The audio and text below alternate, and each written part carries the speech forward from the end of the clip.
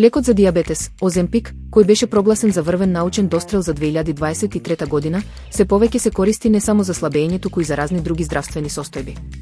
Освен што помага при диабет, тој покажува потенцијал и кај зависности, срцеви заболувања, воспаление и дури и некои форми на рак. Сепак, се појавуваат и чудни нуспојави, многумина пријавуваат промени во вкусот и апетитот. Корисниците велат дека месото им станува непријатно, пржената храна тешка, а омилените јадења повеќе не се привлечни. Овој ефект се смета за последица од дејството на лекот врз центрите за награда и апетит во мозокот. Лековите како Оземпик припаѓаат на групата агонисти на GLP-1 рецептори и го намалуваат чувството на глад, но можно е да влијаат и на самите пупки за вкус. Дел од студиите покажуваат засилени, а дел намалени реакции на основните вкусови, што покажува дека науката се уште нема единствен став. Иако дел од пациентите го прифаќаат овој ефект како помош при слабење, други го доживуваат како губење на еден важен извор на задоволство – храната.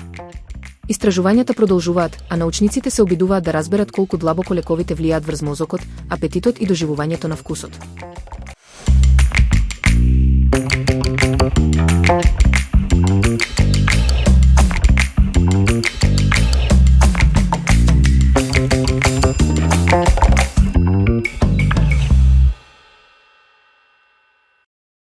Денешниот рецепт е лесен и вкусен начин да ги искористите тиквичките. Се подготвуваат во рерна и се надополнуваат со кремозен прелив од сирење и мајонез.